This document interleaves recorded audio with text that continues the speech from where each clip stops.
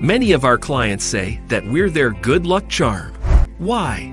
Because almost immediately after they engage us, opportunities start rolling in. Headhunters start calling. Consulting gigs start turning up.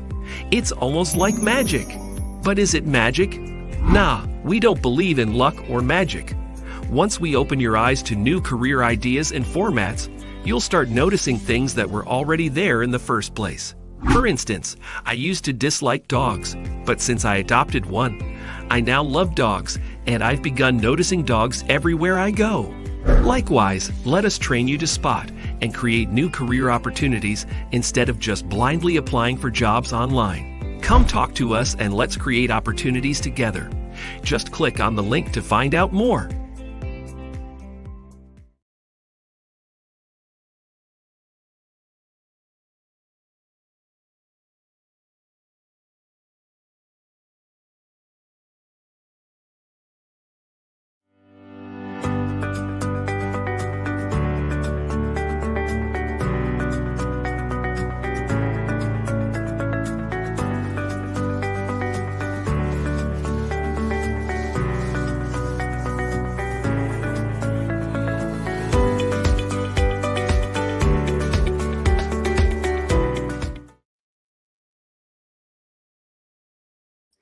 Good morning, everyone. Good morning, everybody on LinkedIn, on YouTube, and on Facebook Live. Hi, good morning. My name is Adrian, and I'm the CEO and founder of Career Agility International.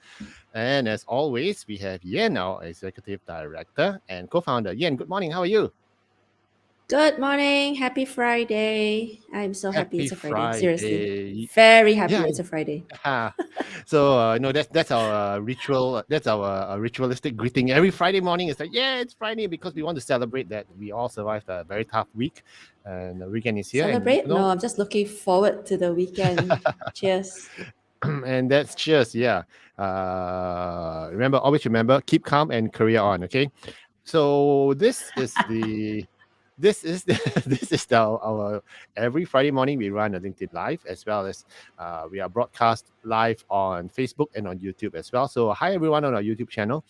We run this LinkedIn Live show talking about career matters that matter to your career. And we always have a lot of interesting questions that come in when during the show, after the show, during our coaching sessions. So we thought it would be interesting for us to have this week. Adrian, you muted. You accidentally muted yourself. I muted myself. Goodness, I think I'm just telling myself. I think to shut you're up. probably cringing from the tagline. I think we need a better tagline. Okay, I'll ask ChatGPT to come up with a better tag. Like careers that matter to you. I'll be like, okay, no, you got to make it sound really sexy. Career matters that matter to your career. Okay, obviously a voiceover. That doesn't sound right. That sounds no. Okay, we'll ask ChatGPT. But you're right. To come up with a good one. We have lots and lots of clients who come to us with all sorts of career issues, some of which we have asked ChatGPT. The thing is this, ChatGPT tends to give very high level, kind of superficial answers. Like, how do I get along with my boss? And then you get 5 ways of trying to communicate better, but it doesn't quite, I guess it doesn't hit the sweet spot if it doesn't impact your current situation or your context. So that's what led us to today. What are we doing today, Adrian?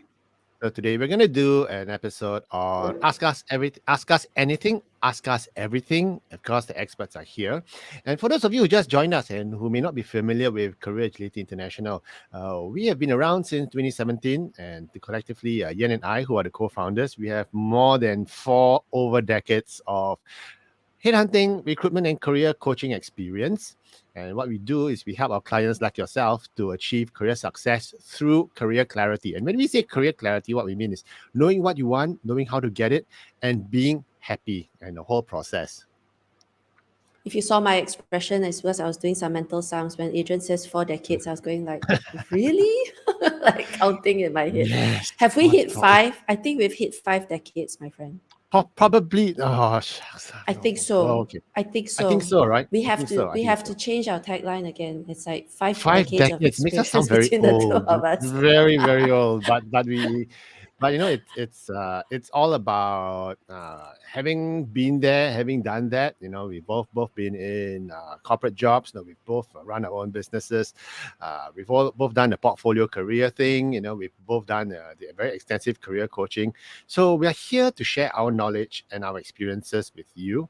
And if you have any questions right now, feel free to drop a question into the chat box. But if you want to have a bit more privacy, you can WhatsApp us at 8838-0557. Just WhatsApp your burning career questions to 8838-0557. How do I make more money?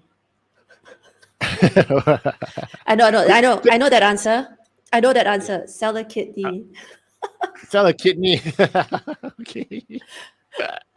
You only have one of those to sell, so and then after that a cornea. But it's one of the biggest questions we always have. How do I make more money? And the other question we always ask in return is, how much pain are you willing to take to get the extra money? You see, so there are so many things you can do to get more money inside your job, outside your job, as a side gig. If you have any specific questions, just feel free to ask us. We have some questions which we have asked our alumni, and they have given us some questions already. So I'm going to start off with this question. Yeah, very, very basic question. go. But it's very common now because the headhunters are all out in the Coffee. market. Yeah, you need coffee for this answer. Okay. So the first question is this. 2 headhunters have approached me for the same role. Okay, same company, same position. What do I do? Do I entertain the first one who came to me first, or do I entertain the second one who seems to know a bit more information about the role? Or why are 2 headhunters calling me for the same job anyway? So what's your take? I mean, you've done this. Don't they have better things to do? There's so much to unravel here. But my quick answer is, all things being equal, you should absolutely go with the headhunter that approached you first, on the assumption that headhunter number 1 is competent and is able to get you the interview. So if headhunter 1 is unable to convert the opportunity into an actual interviewing with the hiring manager, then if headhunter 2 number 2 comes along and it's been 3 weeks and he says, hey, there's an opportunity, blah blah blah, let the headhunter know that you have already been presented by someone else, and see what their response is. And if they can manage to wrangle you an interview, your loyalty is, I know this sounds so contentious, but your loyalty is to yourself. So you ultimately want to have a chance to meet with the hiring manager. So go with whichever one gets you the hiring manager. Don't shoot me. It's just the way the cookie crumbles. There are a lot of other issues in between. Please come talk to me if this happens to you. I've had clients who had 3 recruiters reach out to her for the same role over a period of 2 months. And you wonder what's happening. Yeah, what is that usually an indicator of with regards to the role, the company that's hiring? I mean, you've got 3 headhunters calling you up one after the other. Yeah. What does It's that an normally indication that your skill, your profile, your brand is on point. That's a good indication. So you want to take that as a pat on the back that you have something of value to said organization. And then just let sleeping dogs lie. Or you can go and find out from people in the know, people in the network, and to find out what's really going on. Maybe the organization is restructuring. Maybe they know of you, but they're waiting to settle something first. Who knows? So internally, there's some stuff happening. Your job is to go find out what's happening. Good advice. Just to share a very interesting personal story of mine. When I was headhunting, I encountered this individual once, and I was retained for a search. Okay, retained search means the company pays you the fee up front for you to conduct the search. It's exclusively yours. Okay, so what happened was that I approached this candidate who was a really good candidate, and I was talking to him, and then 3 days later he got a call, and he called me up. He said, "Hey, another recruiter called me up for this same role, this same position. What's happening?" And I was very curious as well. So I asked him, why don't you go and ask the other person what's happening, you know? So it turns out that other recruiter was just trying his luck. He heard that role was open. He wanted to get one candidate to fling the CV over to my client, hope that, hey, this is a better candidate. Why not you take this guy? And he was trying to Cut you off. cut in. He was trying to weasel his way into the deal. But, once you pay a retainer, okay, that's it. It's not gonna happen. So for him, his position was interesting because he said, Adrian, if I didn't know you and I didn't trust you well enough, I'll be totally confused. I would have played you two guys off each other, and I'll say if you had done that, you would have pissed both of us off, And then and it has happened to me before where a client tells me, oh, this one was presented to me. This guy came By directly to someone me. else. So there's so many variables involved, and if you are in such a situation where two or more headhunters are approaching you, come talk to us, because there's a lot to untangle Unravel. and a lot to There unravel. is. It gets complicated, and it's the worst thing again if sometimes, and I don't know if it's happened to you before. Okay, I've seen two headhunters or recruiters fighting over one candidate with the client, because finally the candidate is placed, and then recruiter A says he's They my both candidate. send invoices. My candidate. Has it happened to you before? No, but if you Have you are seen in a as an individual and you are the one you are the one being employed, once the offer comes, stay out of the battle between the recruiters. That's got nothing to do with you. Good So as a advice. job seeker, you are the employee. You landed the role. Your loyalty is to your direct superior. Let the company and the HR of the company settle it. But you made a good point, Adrian. So I think the other advice is for the individuals, our listeners, to ask the headhunters, is this the retained search for you? Because if it's retained, then there's exclusivity. Otherwise, it's just contingent. And if it's contingent, then it's for every man for himself. But I will tell you a story, Adrian. A long time ago, I presented long three time ago. candidates. Yeah. I presented three candidates to the employer, and one of the candidates came back to me and said another headhunter approached him for the role and got him the interview. So the wow. hiring leader did not come back to me. I presented the candidates, but the hiring manager did not circle back to me to say, okay, I want to meet this candidate, and wow. can you Okay. arrange it? He went Okay. to another recruiter and told that recruiter to hijack my candidate. Okay. Or I would use that word. Hijack. Anyway, Okay. I found out from the individual, and I was quite annoyed with him. But I realized that it's not his fault, because he's motivated to land the job, isn't it? Yeah. He wants to get the job, and so he said, "I'm so sorry, but I've got to go with the other recruiter." He eventually landed the job, of course, and then I found out from sources that the recruiter that hijacked my candidate was the hiring leader's wife. The plot thickens. That's a conflict of interest already, by the way. That's a conflict of interest. And because it's going to get a sorry, it's a conflict. If I found out, I would have called HR and said, look, there's not a lot you can do. No, there's an ethical problem. Not a lot You cannot get, unless the headhunter is smart enough to. Okay, anyway, I would have been. There's so much more to that story that I cannot share in public. Just okay, saying you that tell me over coffee later. That was what happened. So I was so angry. I wrote some nasty comments into the company, our internal organization's internal system, the CRM system, to red flag the account, so that no other recruiters will work with them. Internally from my organization anyway. So that's all I could do. I couldn't exactly red flag the candidate, because the candidate was forced to make a choice. Of course, I was annoyed, but I had to process it, and it is what it is. So that was not fun. That was not fun. That's terrible. But I would have blown the whistle because it was an ethical issue. If your hiring manager, his wife is the recruiter and she puts a name in and it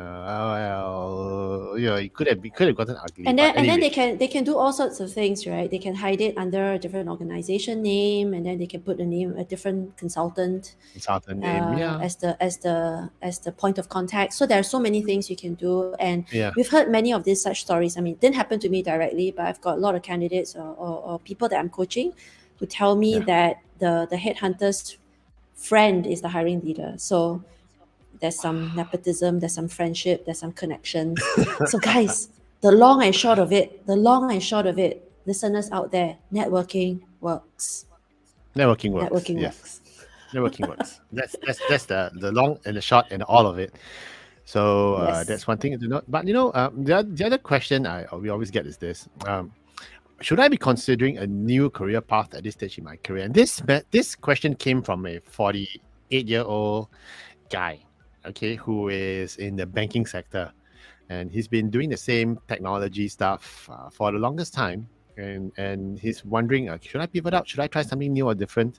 So, what are your thoughts? Should I be considering a new career path at this late stage of my career at the ripe old age of 48?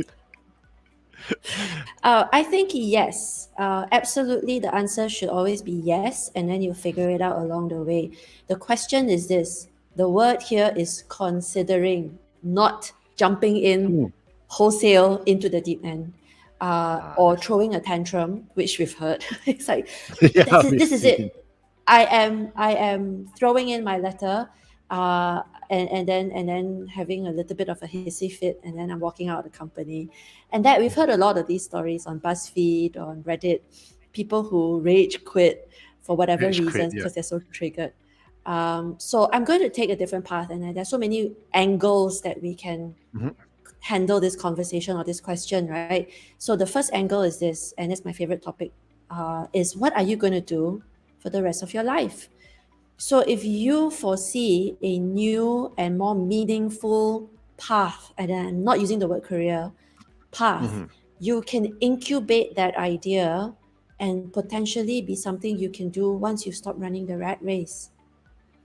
Mhm. What's wrong with Whenever that? there I think might that's be, going to be whenever great. there might be, at Answer: 50, at yeah, it 55, could or be 60, or 50, 45. it could be 82. I don't know. Yeah, yeah. Should I be considering something new? Always, always. If you don't explore, I think you're gonna find yourself clipped, at the wings. You're gonna find yourself unhappy. You're gonna find yourself calcified. But that's just my take on for Arthritis. downshifting strategies or incubating new ideas, so that you can have multiple income streams. No, I don't think anyone's ever too old to do something different. Okay. Unless, like I said on my radio show the last 2 weeks back, if you're 50 years old, 51 years old like me and want to be a pilot, commercial pilot, and maybe not because my eyes are all crusty already. So apart from a physical Astronaut. I want to be an astronaut, astronaut. Yeah, right. yeah, Okay. once I cross the 2G mark, I'll pass out already, let alone 9G. you can't Like Tom even run Cruise. 2.4 anymore. 2.4 meters can. 2.4 meters, no. Unless there's a downhill race, then I don't mind taking part in that. 2.4 kilometers downhill, I can run that. Okay, but if you seriously want to consider something that's reasonable and different, exciting yet scary, why not? And I know this guy at 55, he decided that he wanted to go fly a plane. And he took up as a private pilot's license, but not as a commercial pilot, just as a self-actualization thing. So once again, it's not about your career, like what Yan said. It's about being able to try new experiences. And you never know, you might actually like it to the point where it becomes something that you can be passionate about and therefore, start a business in it. You never know until you try. Yeah, I mean, the one of the things that I would like our listeners to always try to do is to figure out if an activity can be monetized. And if it can, then can you scale it? And if you can scale it, then is it going to be viable? And then you can decide, after straddling two boats for a while, whether or not you want to jump into both legs into the other boat or stay in the same boat. So there's a lot to unravel as well. I mean, there are all sorts of questions I would be asking this client. What's your financial situation? Does your spouse work? Do you have family issues, or do you have family support for your new career path? I mean, if you want to go off and become a yoga teacher, but you're as stiff as a as a surfboard, and it might require Time. require a lead time of at least Effort. 2 years, right? And a lot of In the painkillers. meantime, Yeah. in the meantime, your spouse has to be the sole breadwinner for a while. So then the question becomes, is it viable? And then we can always unravel. So But I my think question this for is you. something that, yeah, No, so my question for you Yes. is this. You're into painting, as we saw earlier offline. Like the painting in the background above you, that's yours. You want to show our listeners what you've done with that painting of yours up there? yeah, So all that of was you, that was quite easy. that was done, and she calls it easy. It's like, I think she broke something. No, anyway, it's, No, I for didn't. those of you listening into our podcast, okay, Yen just showed a picture of a painting of branches in starlight or something. I can't tell what it really is, No, but it's it's just beautiful. yeah, It's beautiful. it's Okay, just colors, a bunch of colors on some canvas. yeah, right. You just described every painting ever in the world. Okay. Exactly. So when are you gonna go full time and monetize that? Never. I enjoy the therapy of it, and perhaps once I have a certain size of collection, I might. I don't know. I don't Still a know nutshell. for It's now still a where to nutshell. find buyers. Yeah. Whatever. I mean, It's still a again, nutshell. it's not something I plan to do. But we'll see. But you'll see, it's interesting. Am I going to monetize it? Probably not. But I have monetized my baking. Oh yeah. Okay. I have taught baking classes, cake Yeah. decorating actually, 3D That's cakes. cool. We should That was fun. do one baking with Auntie Yen, and you teach young little kids. I think that'll be fun. And let them make a mess, make a mess in your home. No. No, thank you. No. No. This one is quite interesting. This question that just came in. Am I being compensated fairly for my skills, experience, and contribution to the company? And this is a question which we get very regularly, very often. Because some people feel underappreciated, some people feel underpaid. And in the US, there's a law in California, which is called the Salary Transparency Law, something like that, where you're not supposed to be talking to your colleagues about salaries. In fact, some companies in their employment contracts stipulate very clearly that you cannot talk salary to your colleagues. But when you talk and you find out that, what, you mean you're being paid more than me? It's like, I'm doing more work than you, and I've been in this company longer than you.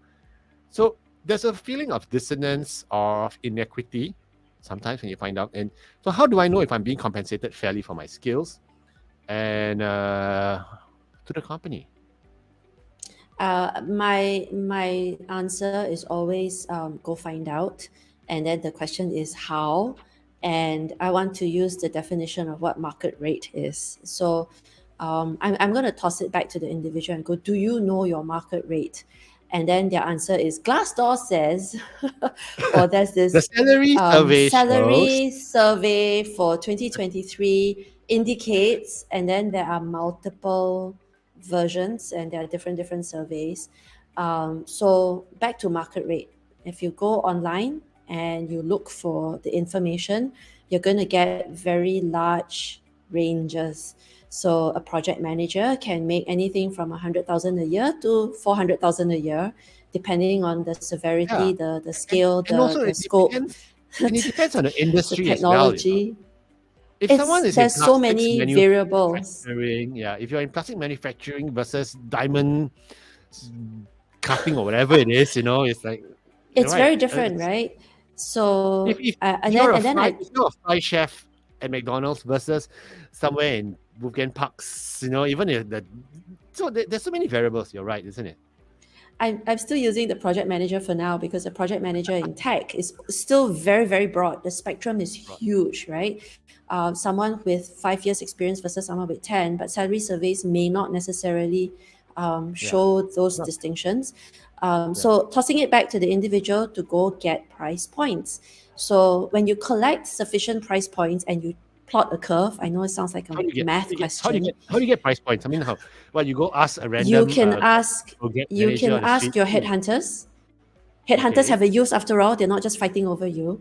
Ask the headhunter what the budgets are. Ask the headhunter what they think.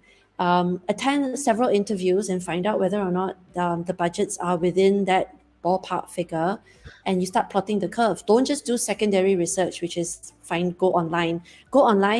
Going online doesn't give you exact information. It gives you very broad, very public domain stuff. Online doesn't get them into trouble, right? And it's not specific enough. And then you go talk to your compatriots, talk to your ex-bosses, talk to people. And then when you collect all the market, the last transactions, the last 20 transactions over the last 3 months, for instance, that would give you an idea of what that market rate is. And I hope that helps. Correct. And also, I think that my thoughts about this question is not just the input, but also the output. Because is your market, are you being compensated fairly? You may feel you're not being paid enough, okay? But sometimes in the bigger scheme of things, you may not be doing something as heavy lifting as someone else in another company.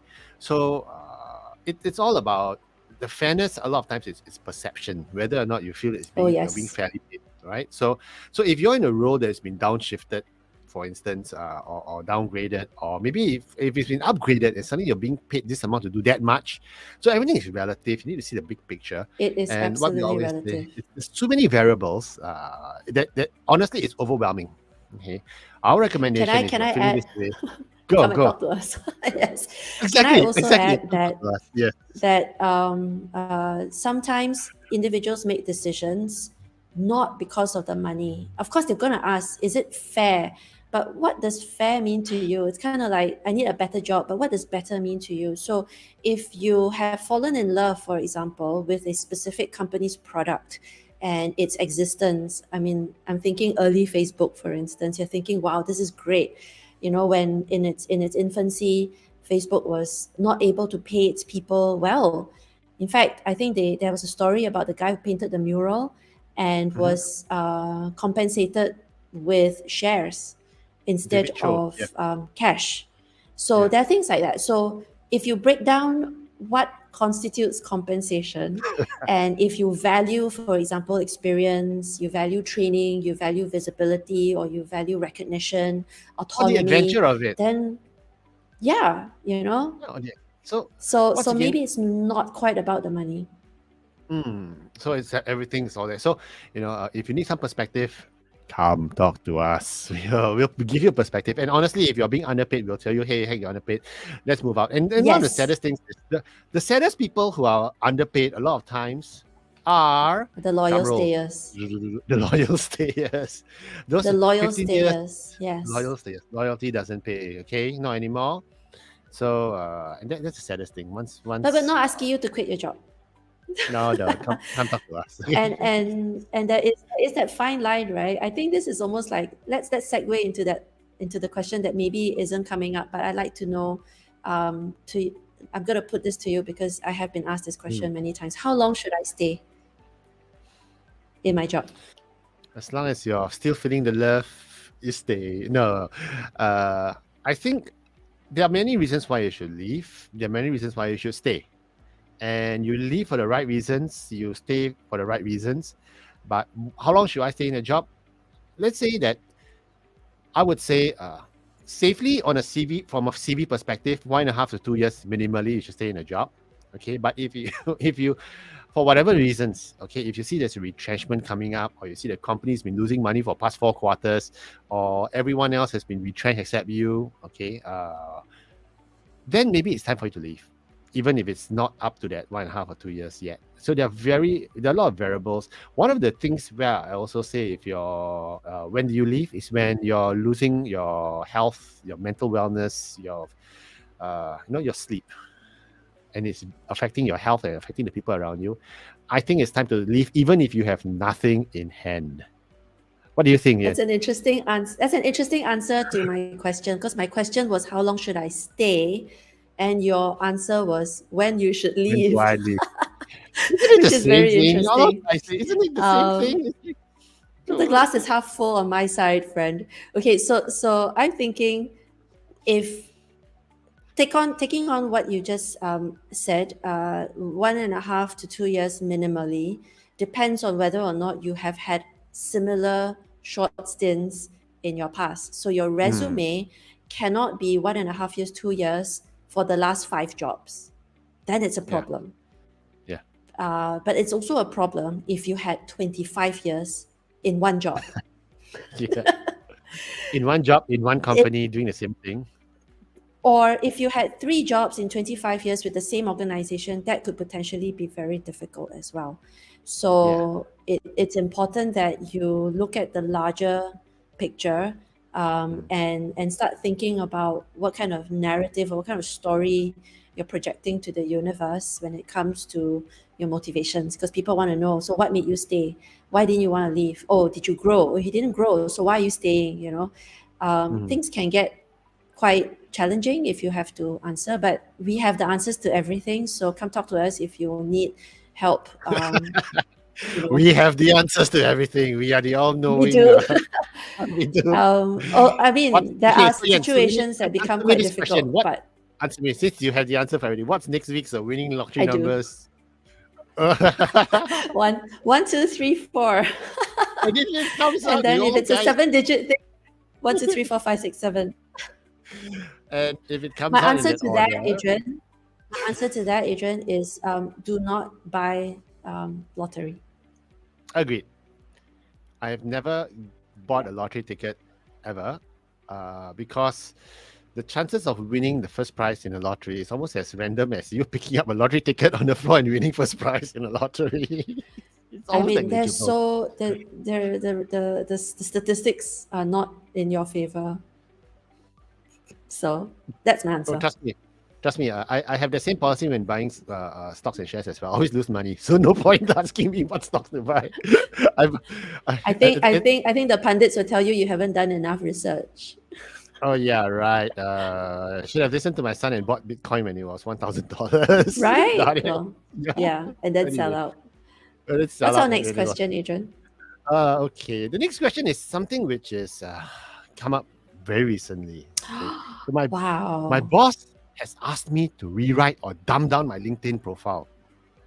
Must I comply? And now, give you some context to this. Okay, so the boss saw this individual's LinkedIn profile, and it was very professionally done. It was really nice. It highlighted lots of nothing sensitive, no sensitive market info was on it. The boss called him up and said, "Look, you need to dumb it down. Okay, you need to water it down." Did he Look, wait? Pause. Did he use the word dumb down, or is this you rephrasing? Because I cannot it was imagine anyone saying the words dumb down. it was the client, not client. It was this individual telling me that he felt that it was to tone it down and dumb it Right. down and take out a lot of information. Basically, what the boss wanted to do is, number one, put the company issued picture on the top. Okay, not his nice fancy picture which he bought from stock photo, and nothing else in there except just a job title and three lines. Basically, the boss wanted to dictate what he wanted to write, because he said it's an HR policy that you cannot put in anything else in there. And the big question is, why would the boss be doing it? And the other second question is, does the boss have a right to? And the third question is, do I have to comply? Yan, what are your thoughts? Why would the boss be doing it? Why would the boss be doing I it? would definitely. I don't think it's the boss. I highly doubt that the boss would be so petty. But if your boss is this petty, then you have you have data to make some decisions in the near future. If your boss is to be that level of pettiness, Maybe but the then boss if you is dig a afraid bit that you'll deeper, get poached. Maybe the boss is afraid you get poached. That's why he's telling you to dumb it down.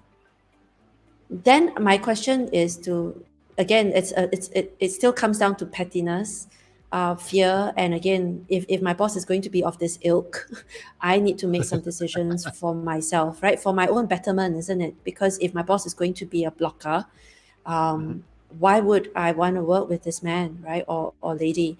So then, if it's not the boss, then if it's a corporate policy, and again, it's some information for me to make some decisions moving forward. Do I have sustainable relationship with this organization? Because some organizations have a fear of social media, and whether or not they have a moral right. Sometimes they do, because some organizations work in very, very highly secure environments. Some organizations don't. The bulk of them don't. So they have no right over your LinkedIn, because your LinkedIn is yours. It's your social media. It's your personal and professional brand. And if you want to use your LinkedIn, again, I repeat, it's yours, Your to LinkedIn. promote your organization's brand by putting the banner, or to describe the work you do, which, by the way, benefits the brand of the organization, that's entirely up to you. So it's your choice, I feel, because I think you need to draw a line somewhere to what belongs to the organization and what belongs to me. Okay. So I'm gonna my be quick answer contentious is here. no. No, I'm gonna be contentious here, okay? But what if the boss says, but I'm already paying for your LinkedIn premium subscription? Then I If would the company sponsored be one, happy to decline. I would decline the premium subscription, because my social media is mine. I think I would hold fast to that. Yeah. But if Unless, they of course, you, premium is required. If it's required, so then this becomes a very subtle, like passive aggressive type thing. Look, this is a decision. The organization, let's forget about the LinkedIn for now, but in any situation where your leaders might come to you and say, look, you have to take this project, and you know that the project is a poison chalice, everyone who's touched that project dies a professional death. So you're thinking, no, I don't want to take that project, but the company is saying, look, you have to take this project or you will not have a job. So you're being forced into a corner. So this is very similar, like in terms of a context, right? Like, look, you have to do this to your LinkedIn, or your future with us is going to be a very short-lived one. It's kind of unspoken, but there is that. So if the organization and the people around you are posturing, then you got to make some decisions, and you got to be very agile, and then it's coming back to what we have been espousing all this time. How are you going to avoid the train wreck? What are you doing to ensure that you have a backup plan and a backup to the backup? And which leads us to question 3. Should you comply? My answer to that is, is it a hill okay, if you say no and they don't do anything, it's fine, they is it a hill you're willing to die on? Is it a hill you're willing to die on? If it's been, no, I want to do it, and the boss says no, you have to do it. He ropes in HR comes in, and then so the question is it a hill you're willing to die on? Is it a hill you're willing to resign on? Okay. If your LinkedIn is not important to you and you need to comply, then just do what you need to do. But there are organizations that prevent their executives from, say, going on radio or being interviewed.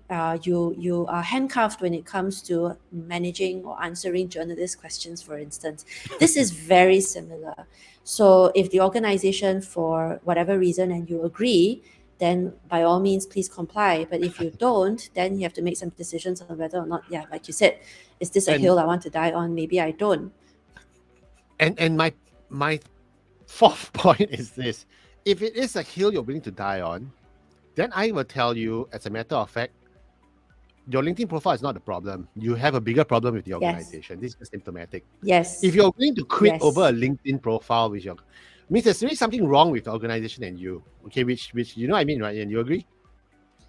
Yes, this is like symptoms. If you're sniffling and you have a runny nose, what's the source? What's the agenda here? What's happening? What am I not seeing, right? And if you keep asking why, and you keep going back to them and go, why? And again, they are pushing back hard on you. And you are pushing back hard on them. Something is not right somewhere. Something else is going on. Something else is going on. It's kind of like we're fighting over a territory that actually doesn't mean anything to us. Something else is happening.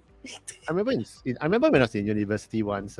We had one of our because we were both in the same unit. We were both classmates in uni in US. There was this lovey-dovey couple which we knew, and they broke up over an argument over a sweet. And they were saying it's been festering for a while. I remember. It's so petty, but over a sweet. But it's not about the sweet. It's something else. It's about everything else. But the sweet. The sweet is just the trigger. Everything else that accumulated like volcanic volcanic lava and pressure, Yeah, and then it blows yeah, up. Yeah. it's something. So if something It, is it wrong, doesn't take once much to again, light the flint. yeah, come talk to us. Come talk to us, okay? Once again, come talk to us because there's a lot of things going in the background that you might need neutral third party to sit down and uncover for you what's actually going on and how you can fix it. So, Or to I give mean, you some actions so that you can go find out how, or you can go find out what's going on. Figure out how to go find out. Yeah. find out how to find out how. Now. Okay, it's a Friday. Grammar's gone out the window. For those of you who just joined us, my name is Adrian, and together with Yan, my co-founder, we are Career Agility International, and we are here to help you solve your career challenges so that you can achieve career success and lead a happy, balanced, meaningful existence in life. I like that tagline. So much about work. Okay. I like Work that is work. tagline. Can we please write that down? Can Okay, we please I write that forgot down? what it is, Career but I'm gonna Agility reiterate it. International. Something about answering your career issues so that you can have Just enjoy the life. a better career, so that you can focus on the more important things, because work's Work is not work fun. is work. Work is work is work. Yeah. It's why it's called Like work. if you had to make, It's not called. if I had to paint for work, I don't think I would enjoy it as much. Yeah. It's work. Work is called work because it's work. It's hard work. It's not fun. So too much of. Next question. And you're right. No, too much fun becomes work. Too much. Okay. Anyway, next question. My boss keeps sending me messages after work hours and on weekends. How do I respond? And Depends for on my whether or personal not it's experience, urgent. for my personal experience, I can tell you, I was once working with this boss, and she would send messages at 3 a.m. And I was a very young little executive then, and I wanted to impress her, and I responded at 3 a.m. I was year high, okay, and and it was a bad move. It was because I just kept getting can more and more imagine. 3 a.m., 3 a.m., She's 4 probably a.m. And when I Wonderful. I found a similarly nutty insomniac who shares Yeah. my propensity Passion to for- work at night. You yeah, gotta my you gotta passion watch for- it. You effectively trained her to And you know what's the worst expect thing? you to respond. The worst thing was after a couple of weeks, one Saturday 3 a.m., she messaged me and I didn't respond. She got upset on a Saturday morning. Why didn't you respond? imagine. sent you a message. So it becomes It's called habit forming. training. It's like it's training, right? It's like feeding training your I dog. was feeding the monster. I was feeding It's the like training your monster. dog. So if your dog has a certain behavior, you would give it positive reinforcement, and then the second behavior, and you give it positive reinforcement, and then by the third time, and you don't give it the positive reinforcement, the dog feels very betrayed. Same. And then he So I bites you. think your boss is probably right to be mad at you for not working at 3 a.m. Yeah, actually, if not working at 3 a.m. Um, So what do you do? Okay, so my advice, your advice. Yeah. My boss keeps sending me messages. I think it after really work hours. depends. If it's so, the question here is, it keeps sending me. So it sounds like it's a habit. It sounds like these are operational messages as opposed to urgent. Say year-end closing. If it's year-end closing, nobody's asleep, right? Oh, yeah. The whole finance team is awake and completing all of the tasks following the sun, because Asia would be midnight, and then 2 hours later it's India, and then 2 hours later it's EMEA, and 2 hours later it's UK. So the whole team stays up, and that's fine, because we do what we need to do seasonally. But if it's operational and it's a matter of me just bugging you because I can't sleep, I think it's up to you as an individual to figure out whether or not you want to feed this monster. Don't set a precedence. And have an adult conversation. I think that's really important. A lot of our clients find it very awkward, challenging, and they don't have the confidence to have such critical conversations. And such conversations can be very, very stressful if you don't prepare for it. So again, if you work with us, we will give you the tools to learn how to engineer such adult conversations, because I think it's a skill, isn't it? It's not about confrontation. It is, but it isn't. But it's about having that vocabulary, the ability, the framework, so that Yeah. you can have an adult conversation with the boss about what makes sense and what doesn't make sense. And Yeah. please don't bang the table and say, I demand work-life balance, because that's not going to work either. So In fact, there I you go. don't know about the term work-life balance. No, sometimes it's not taken well, It especially isn't. if the Don't. other party isn't adherent to work-life balance logic. Okay, so is there another word to use apart from work-life balance? I mean, I start saying I value work-life balance. Is like I don't want to die for the company. I I I don't. I don't have the right words because the language does not fit everyone. I have my own, and I'm looking for meaningful work that I can do when I'm at my best. If I'm not at my best, the work is going to suffer. But again, it depends on my tone. And I think if you said it, it would sound like I'll be looking at you, and given the patriarchy, I'd be like, what's wrong with you? Because you're a man, you're not supposed to have such logic or you're not supposed to think that way. So everyone would have a different, I guess, phraseology or vocabulary or a set of phrases I think to so. talk about what makes sense in your workspace. And again, it's industry agnostic. It could be different depending on what kind of industry you have, or what kind of work you have. If you're in finance, I think the language would be slightly different. Please don't use the word work-life balance, I think. Especially in an Although, interview. I don't know. I always but I find it, think it's and I okay if your boss uses it. And if your boss yes. goes, we believe in giving our people the environment that helps them perform at their best. You tell us what you need. In fact, the office has sleep pods for 10-minute naps after lunch. And then there's It a has punching bag room where you can take out your frustrations. If you had a negative conversation with customer support, go to the punching bag room. So then the company's great. So by all means, use the word work-life balance. I don't know how I walked into that. How did we get Friday. here? It's Friday. So no, but I've Oh, always wait. I've been Okay, I taking remember now. Everyone's different. How you phrase it's different. How you talk. Like if I give you the words, your tone may differ than mine. May differ from the way I say it. And so, yeah, it's important that you have the scaffolding you got to own the words, to right? engage Yeah. to engage in a critical conversation with your leaders. Yeah. So that's so nice, and that's why you're the one with the masters in communications, and I don't. So And also because I cannot give you a whole repertoire of here. This is a list of words on how to say no. otherwise you can just ask ChatGPT.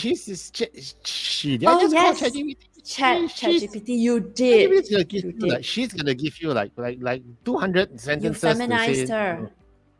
All this Yeah, time you've used it. That's interesting. yeah. Let Suddenly me it's become a analyze the she. psychology.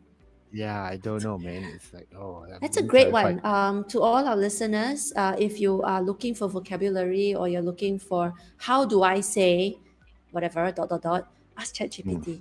I think the language there is amazing. But you have to train I think that could ChatGPT. improve your So English no, skills as well. yeah, you got to be careful, because you have to train GPT. Imagine you are okay, and then you got to tell the voice in which, of course, otherwise they might mistake that ChatGPT might mistake you to be someone like Michael Scott from The Office, and It's like some stupid how comment do on I say nothing no? How do I in say the no to my unreasonable boss in the voice of Snoop Dogg? And then ChatGPT is going to rap. I'm gonna rap for you. Or in the voice of in the style of Thanos or whatever it is, and then you've got Snap. lots of stuff coming up. Snap. Okay. But Next question. Any more questions? next question. Well, there's one Let's more do one question last here. one. Let's do one last one, okay? And this is interesting. How can I ensure that I'm staying up to date with the latest trends and technologies in my field? Wow. Okay, that's tough because there's so many things you can do. I would start with changing your media diet. So Get off I TikTok, would get off go with TikTok. YouTube, and I think there are Facebook groups there are LinkedIn groups, and there are YouTube channels that push the latest futuristic thinkings and stuff like that. So if you're looking for what's going on in my market, what's going on in my industry, you need to look in your social media. Yeah. Don't waste time on TikTok or I mean even on Facebook, right? I mean there are things that we go to for entertainment, But the like problem with cat Facebook is videos that and dad jokes. Speaking of still which, feed Adrian, you. I could not get through the dad jokes you sent me. That video, it was 15 minutes of dad jokes. I mean, No. It's just, I know it's just I one of those things. cannot. Okay. But No, yeah, I that's mean, social media is helpful. There are so many YouTube channels that I think are underrepresented and underrated. Go look for them. They're all there. I wouldn't say social media is a great source. I mean, my opinion is that because even though there are great snippets in there, the distractions in there are so great, just to pull you aside. And suddenly, for every good video you watch, there are like 16 cat videos are going to be pulled apart, put aside to watch. So, Possible. especially for ADHD people like me with short attention spans, okay, that's just stupid people like me is gonna go, hey squirrel, hey D. Okay, so for me, what I find most useful, okay, are actually podcasts, especially if there's a podcast in your area. For instance, if you're in cybersecurity, one of the, and I'm not in cybersecurity, but I love stories about hacking and everything. There's a very good podcast called Darknet Diaries by Jack Rhysider, and he interviews hackers. He interviews global hackers.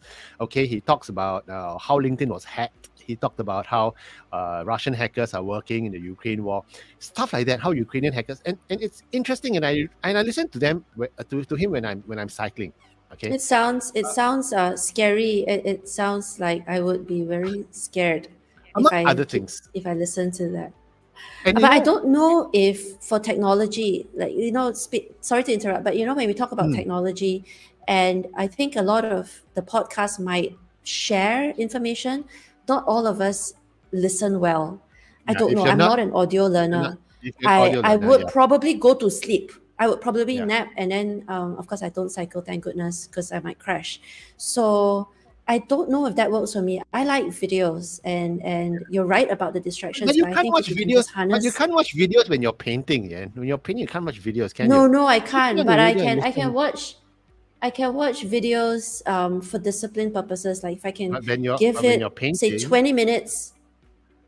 So Ah. you're asking me to talk about work, right? So if I'm working Dedicated. and this is my work day, I would dedicate 5 minutes to follow, say, a specific YouTube channel that has some very interesting yeah, information on how to yeah, edit, edit and learn how to do editing and some tricks Yeah, on how to make better videos.